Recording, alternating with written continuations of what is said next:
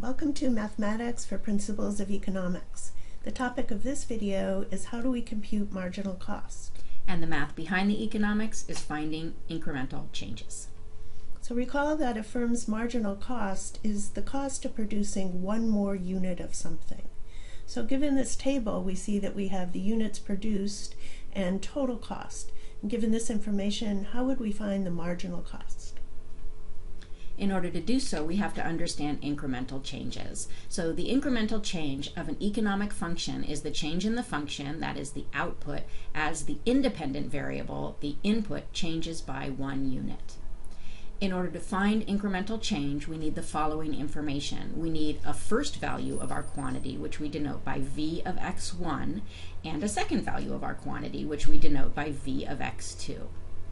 And given that information, we take the following steps. We need to calculate the change in the value, which is v of x2 minus v of x1.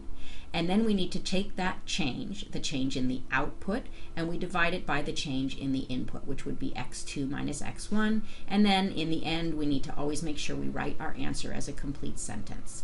So let's do a particular example. Let's find the incremental change given the following information.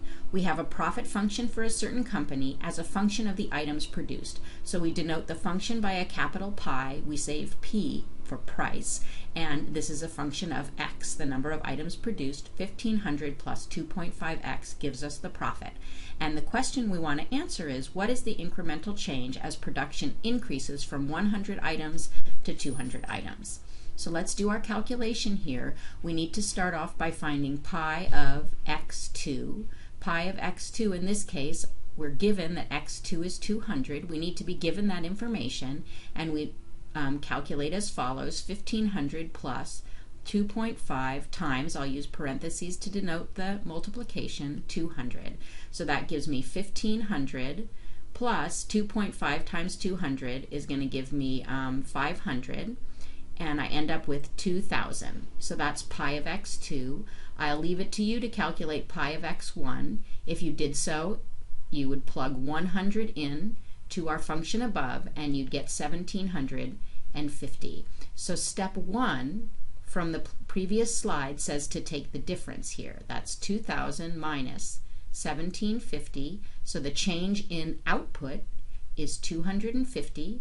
Step 2 says to take that value, my 250, and I divide it by the change in the input, which is 200 minus 100, and I end up with 250 divided by 100, which is 2.5 hundreds of dollars per unit, thousands of dollars, whatever x was given to me initially. And then step 3 I'll also leave for you to do. Step 3 you would write as a complete sentence, and again the incremental change would be 2.5. Next, let's answer the question posed earlier. How do we find marginal cost in this table? First, let's find the marginal cost of the first unit. Notice that the marginal cost, or the total cost of producing 1 unit, is $150, whereas the total cost of producing 0 units, that would be the fixed cost, is $100. So to find marginal cost, we subtract 100 from 150 and divide by 1 the change in quantity produced, so our marginal cost is 50. We can fill in the rest of the table the same way, subtracting the second value from the first value and dividing by 1. Note that as we do this, the marginal cost first decreases and then begins to increase, and this is because of what's happening with total cost. Okay, so by following this formula, by subtracting and dividing by the change in quantity, which is 1, then we have found marginal cost. Okay, note if we look at the graphs of these functions, we often graph things in economics. We note that marginal cost does decrease and then increase in value. Okay, what are some other times that we need to find marginal values in economics? We actually do this all the time because it helps us to make decisions. We look at ideas such as marginal revenue, marginal product, marginal propensities to consume and save, and an important law of diminishing marginal returns. So we've seen how to use the math behind the economics in order to compute marginal cost. Thank you so much for listening.